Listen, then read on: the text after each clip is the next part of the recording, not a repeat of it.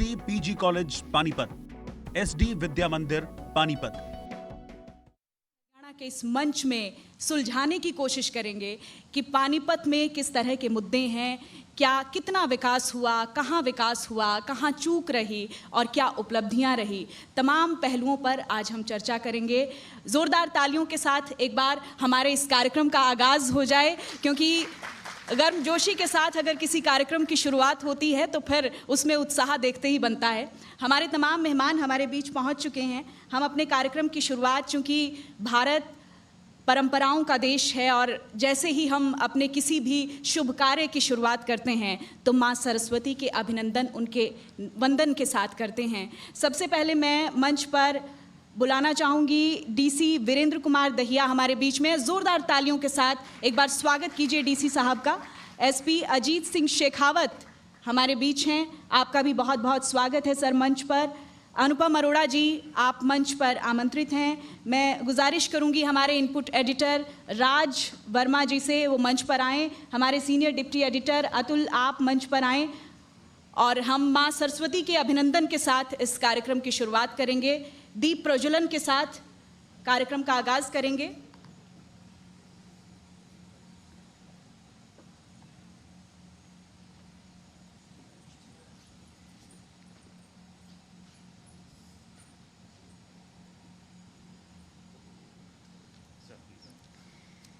शारदा शारदाम भोज वदना वदनाम्बुजे सर्वदा सर्वदा समाकम सन्निधिम सन्निधिम क्रियात। माँ सरस्वती के अभिनंदन के साथ, वंदन के साथ हम इस कार्यक्रम की शुरुआत करते हैं दीप प्रज्वलन के साथ। इस दीप की रोशनी जैसे जैसे जगमगाए, हम उम्मीद करते हैं कि पानीपत शहर भी विकास के पन्नों पर इसी तरह से चमके, इसी तरह से जगमगाए। आप सभी एक बार ज़ोरदार तालियां बजाएं, क्योंकि कार्यक्रम की शुरुआत हम करने जा रहे हैं और इसके बाद हम अपने मंच से चर्चा करेंगे अपने अलग अलग सत्र में विकास के अलग अलग मुद्दों की। क्योंकि सदियों के बाद भी हम देख रहे हैं कि पानीपत शहर आज उसी निर्णायक भूमिका में खड़ा है जिस निर्णायक भूमिका में कभी गवाह था इतिहास में लड़ाइयों का। आज भी हम उसी निर्णायक भूमिका में देखते हैं।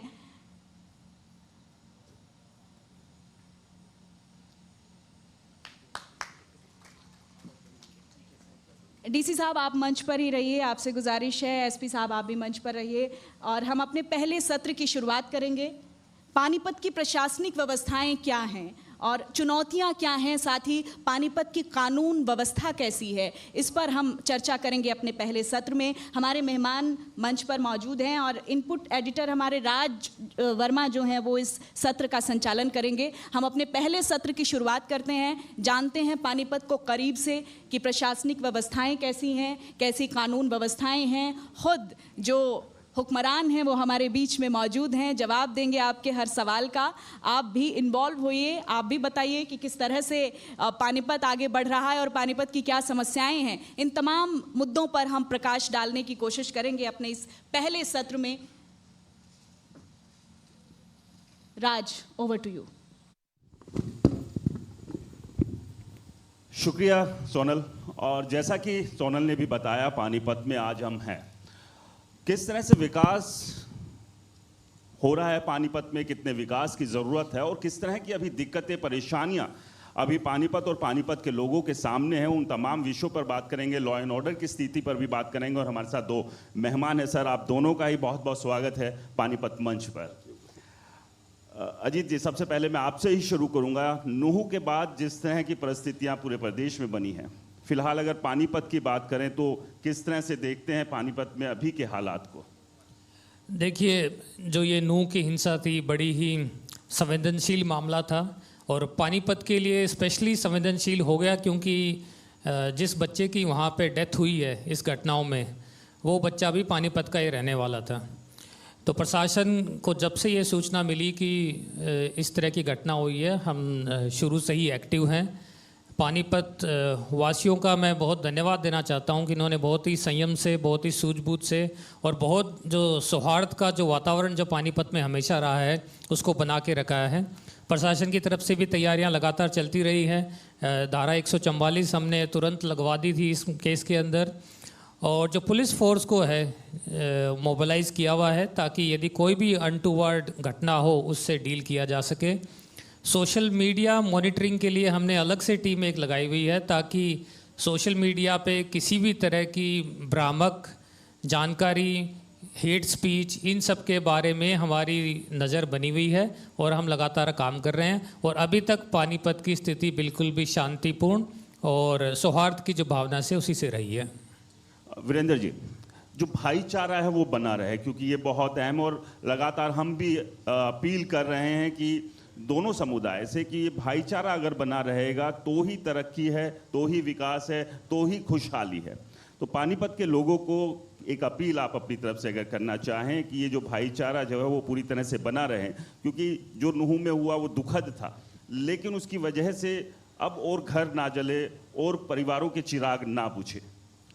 देखो, पहले तो सबको मेरा प्रणाम।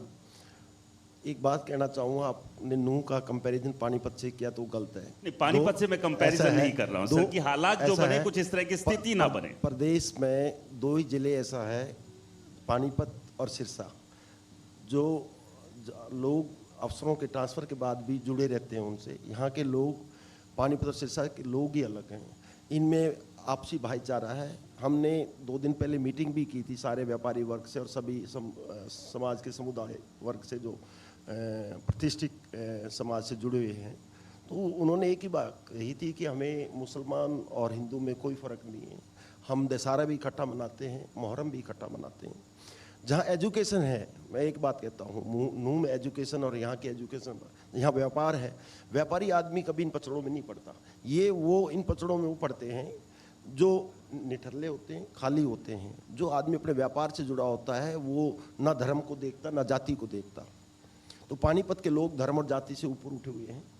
ये एक इंसिडेंट थी बाई चांस कि पानीपत का एक बच्चा यहाँ से गया हुआ था और उसकी डेथ हो गई, अनफॉर्चुनेट है, पर हमने बहुत अच्छे से उसको हैंडल किया। और ये रहा कि, और इसमें प्रेस ने भी बड़ा सहयोग दिया, सभी समुदाय ने बहुत सहयोग दिया, और आज मैं कह सकता हूँ कि पानीपत में इस तरह की कोई परिस्थिति नहीं है। लोगों में प्यार है, प्रेम है, भाईचारा है। बेहद ज़रूरी है, भाईचारा प्रेम बना रहना चाहिए। और जिस तरह से आपने कहा औद्योगिक नगरी है, पानीपत के विषयों पर आते हैं सर, विकास की बात करें। अभी मैं सुन रहा था कुछ यहाँ जो पानीपत के लोग हैं, कई मुद्दों पर उन्होंने अपनी बात रखी, कई तरह की परेशानियाँ, कई तरह की दिक्कतें भी हैं। लेकिन जिस तरह से आपने भी अपने कार्यकाल में काफ़ी बदलाव जो है वो पानीपत में किए हैं, ख़ास तौर से ऐसे जो अधिकारी थे जो काम में लापरवाही बरतते थे या काम से जी चुराते थे, उनको लेकर भी आपने एक बड़ा सीधा संदेश दिया, अगर आप काम में लापरवाही करेंगे या गायब दिखेंगे तो FIR तक दर्ज कराई जाएगी। देखो, हम सरकारी तनख्वाह लेते हैं तो हमारी जवाबदेही है पब्लिक के प्रति। तो नेचुरली बीइंग DM मेरा फ़र्ज बनता है कि पब्लिक के प्रति संवेदनशील रहूं। मैंने 12 अप्रैल को ज्वाइन किया था, मेरे ख्याल से अभी 4 महीने हो जाएंगे इस 12 तारीख को। सबसे पहला मुद्दा ये था कि मैं पानीपत से जब गुजरता था तो ऊपर से गुजरता था, तो पानीपत की जो समस्या थी वो मेरे को नहीं पता थी कि 10 मिनट में, ये खुशी होती बहुत अच्छा टोल बना, 10 मिनट में पानीपत पार कर जाते हैं। तो पानीपत पता चला ये टोल तो पानीपत के लिए सबसे बड़ी समस्या है। तो अभी जो हमने क्या, एक तो 2 कट खुल जा रहे हैं, जल्दी ही काम स्टार्ट हो चुका है। जो मैंने कहा था, बस अड्डा भी आपका शिफ्ट हो चुका है, उसका भी हम बसों के लिए अलग से वहाँ बनाएंगे, बस स्टैंड टोल पे। और ये जो आपका मार्ग भी जो GT रोड नीचे से, पुल के नीचे से, इसको भी हम इसका बढ़ाएंगे। इसकी 18 करोड़ का टेंडर है, इसमें हमने NOC लेनी है अपनी निगम की भी, बिजली की भी, और रोड की वाइडनिंग का काम जल्दी स्टार्ट हो जाएगा ये देने के बाद। और 18 करोड़ रुपए में आपके नाले भी, ये अलग अलग नाले हैं, ये LNT का नाला है, ये समस्याएं हैं पानीपत में। 3-4 पॉइंट हैं जहाँ पानी भरते हैं, वो अगली साल से मैं ये एश्योरेंस देता हूँ इस मंच के माध्यम से कि अगले साल लोगों को पानी की समस्या नहीं रहेगी बारिश में। चलिए, क्योंकि ये मुद्दा भी मैं सुन रहा था, यहाँ उठाया था कि पानी की दिक्कत, और भी मुद्दों पर बात करेंगे।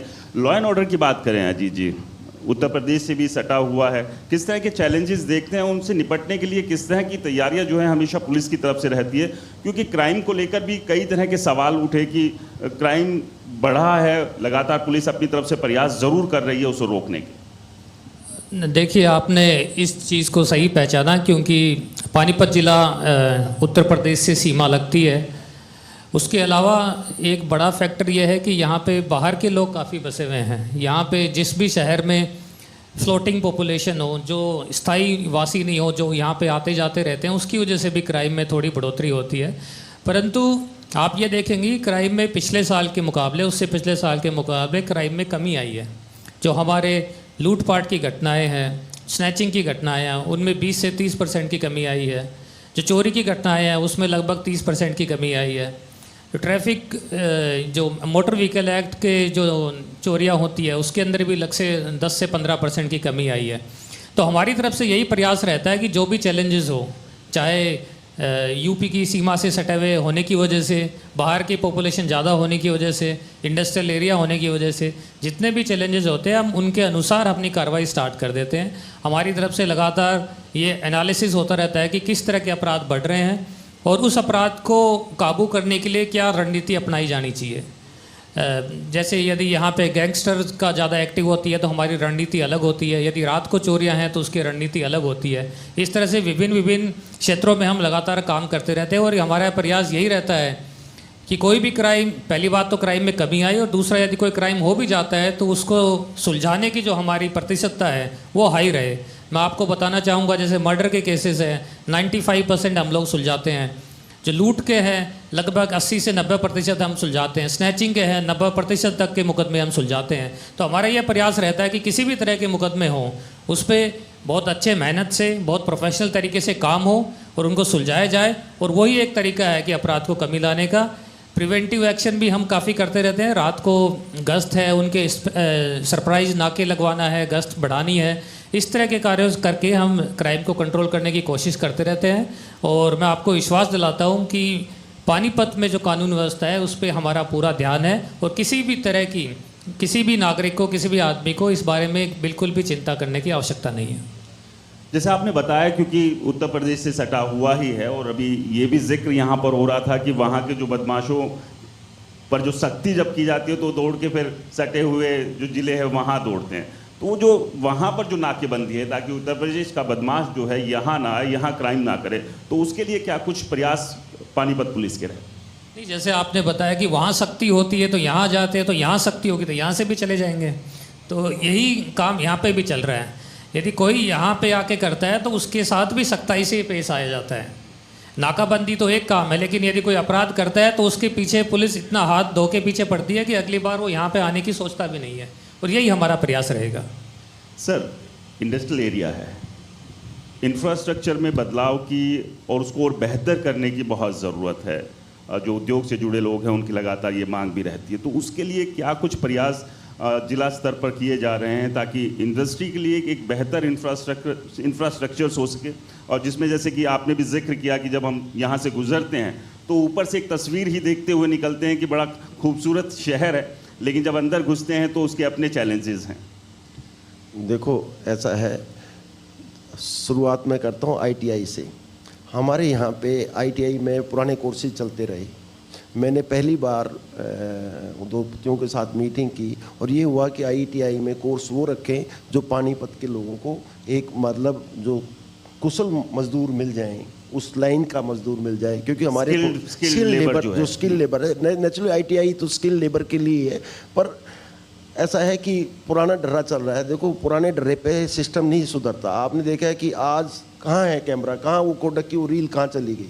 आज मोबाइल के ज़माने में कोई बाहर जाता है तो कैमरा लेके जाता है, मोबाइल ही से ही कैमरा बन गया है। ऐसे ही आप डे बाय डे आपकी फंक्शनिंग इम्प्रूव होनी चाहिए।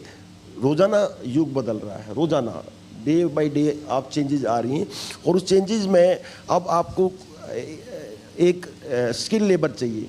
तो आपको स्किल कहाँ, अभी क्या है कि सपोज करो आप स्किल मजदूर लेने जाते हो, चौराहे पे लेने जाते हो, तो क्या करते हो आप, कैसे आपको पता चलेगा कि ए टाइप का मजदूर है, मिस्त्री है? आप उसके शकल से उसको पसंद करके ले आओगे घर पे, काम कैसा करता है ये नहीं। वो भी हमारी योजना है कि उनको भी हम 10-15 दिन का एक ट्रेनिंग दे के कहीं और उनको सर्टिफिकेट इशू करें ताकि जब आप जाएँ ये थोड़ा सा आपको अपने में सरकारी में भी सिस्टम में बदलाव करना पड़ेगा ज़रूरत के हिसाब से। अब पानीपत इंडस्ट्रियल टाउन है और यहाँ पे लोगों को सबसे पहले तो स्किल्ड लेबर चाहिए।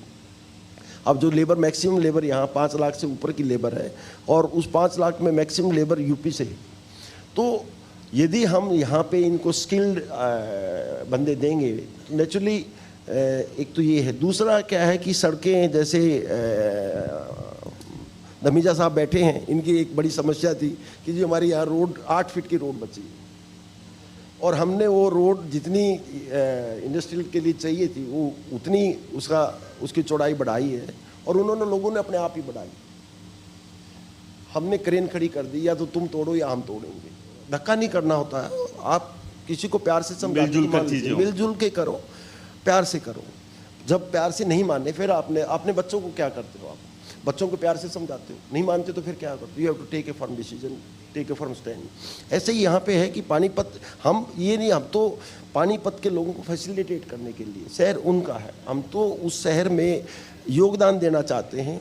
इनके विचार, जैसे आपने कहा समस्याएं, नेचुरली समस्या होंगी, वो हमें पता भी हैं, उनका सुधार भी करेंगे उन समस्याओं में। जब ऐसा है हम इनके साथ मिलके चलें। मेरे को किसी से ये सुनने में कोई दिक्कत नहीं जी, ये नहीं हो रहा, होगा, कराएंगे। सड़कें हैं, अभी बारिश के बाद पता है मेरे को सड़कें टूटी हुई हैं, असंध की सड़क पे राखी पड़ी हुई है, सौदापुर तक रोड खराब है, बीच में कई जगह गड्ढे हैं, कई जगह पानी भरा हुआ है। एक बार ये बारिश का चल जाए, सब सड़कें मोटरेबल होंगी, बढ़िया सड़कें होंगी, टेंडर उनको बोल दिया लगाने के लिए और सड़कें ठीक होंगी। नेचुरली अच्छे टाउनशिप की क्या निशानी? सबसे पहले आपका ट्रैफिक व्यवस्था ठीक हो, सड़कों अच्छी सड़कें हों, ताकि आप जहाँ आपको 2 घंटे लगते हैं, अब सपोज अब पानीपत में कितना टाइम लगता है आपको जाने में, फ़र्क पड़ा कुछ? और अभी फ़र्क पड़ेगा आपको। ट्रैफिक की व्यवस्था में मतलब डीएसपी ट्रैफिक से खुद मीटिंग करता हूँ, हमारी मीटिंग होती है रोड सेफ्टी की, उसमें हम एक पॉइंट का ध्यान रखते हैं, एजेंडा डिस्कस होता है कि ये काम क्यों नहीं हुआ। अब एक काम है रोड की वाइडनिंग का, जिस दिन रोड की 14 फीट की वाइडनिंग होगी तो 14 फीट आप जीटी रोड में रोड बढ़ेगी, उसी दिन ऑटो की एक पीली पट्टी खींच के ऑटो उससे बाहर नहीं चलने देंगे। तांगे बंद कर दिए हैं, तांगे अब नहीं चल रहे। आपने देखा होगा कि पशु वाला नहीं चला, वो नेचुरली वो जब स्लो ट्रैफिक चलेगा तो रुकेगा। बसें ऊपर से जाने लग रही हैं, जो आपकी डिपो में तो 150 बसें हैं। बसें जो दूसरे डिपो 23 डिपो और हैं, 22 जिले हैं और चंडीगढ़ और दिल्ली का डिपो भी अलग से है, तो 24 डिपो हैं जिसमें पानीपत एक है। तो 23 डिपो की लॉन्ग रूट की बसें सारी चंडीगढ़ दिल्ली चलती है, हरियाणा रोडवेज की बसें 1200 बसें चलती थी, जो शहर के लिए नहीं थी। हाँ, शहर बेनिफिट ले सकता है कि सिवा से वहाँ बैठ सकता है और एक यहाँ बैठ सकता है। एक पार्किंग भी एक इशू मानते हैं, एक हाँ बड़ी परेशानी है कि पार्किंग की व्यवस्थाएं नहीं है, तो उस वजह से भी ट्रैफिक जाम और बाकी दिक्कतें होती हैं। ऐसा है ना, आप किसी को ये नहीं कह सकते सिस्टम में कि आप टॉयलेट नहीं कर सकते यहाँ पे। नेचुरली आप टॉयलेट बनाओ पहले और फिर कहो जी यहाँ टॉयलेट नहीं करते, टॉयलेट बना हुआ है।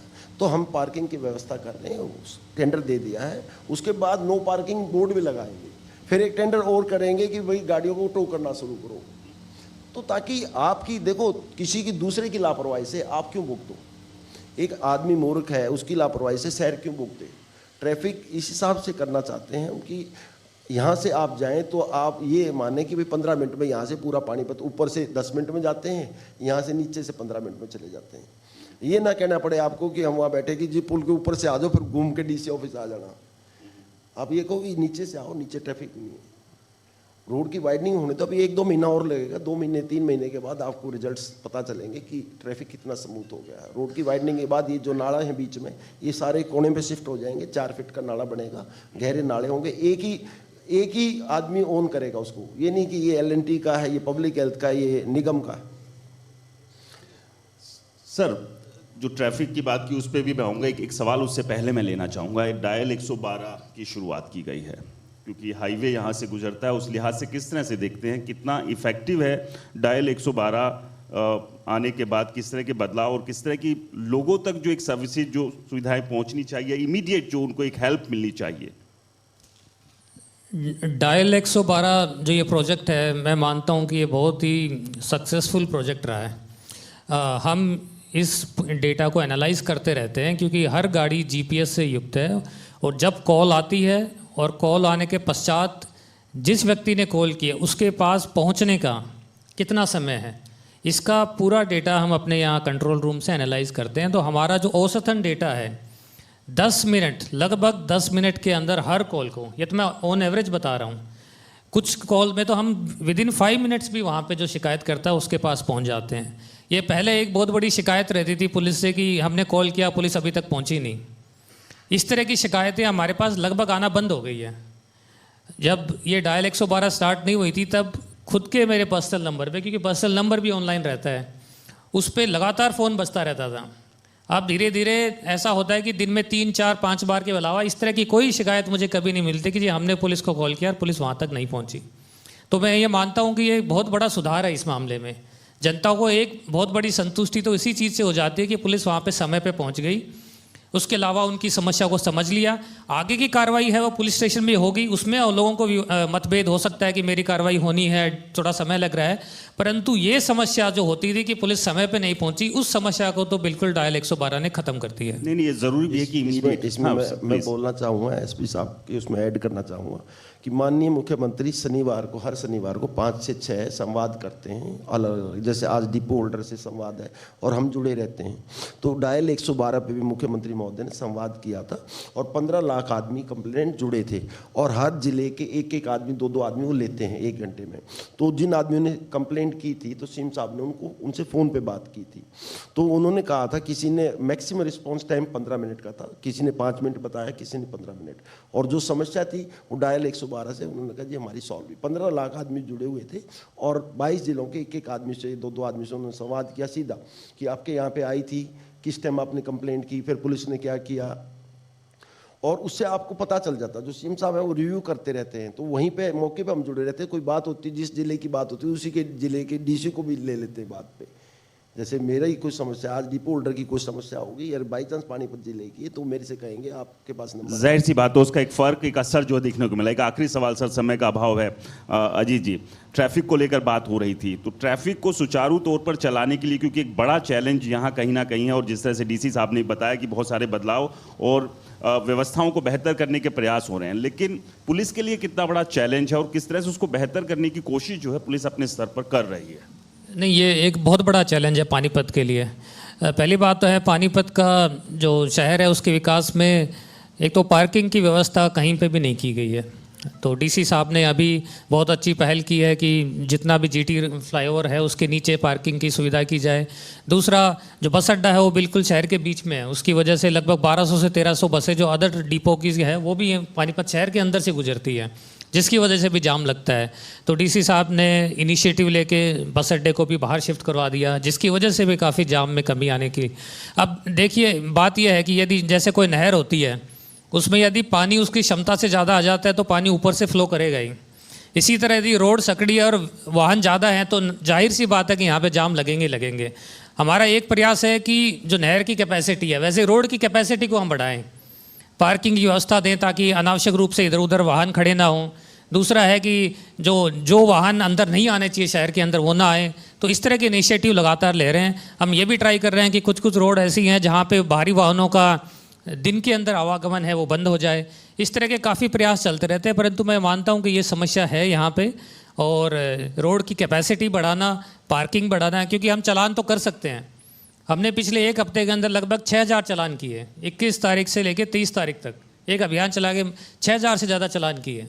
परंतु चालान एक सोल्यूशन नहीं है, एक टेम्परेरी सोल्यूशन है। लोगों को खुद जागरूक होना होगा, जैसे डीसी साहब ने भी कहा था कि पहले व्यवस्थाएं देनी होगी। बहुत बहुत शुक्रिया आप दोनों हमारे इस खास कार्यक्रम में जुड़े, और तमाम जो पानीपत से जुड़ी हुई व्यवस्थाएं थी या जो सुधार भविष्य में होने, वो सब आपने दर्शकों और पानीपत के लोगों के सामने रखा। फिलहाल यहाँ एक ब्रेक के लिए रुकेंगे और ब्रेक के बाद पानीपत मंच हमारा लगातार जारी रहेगा।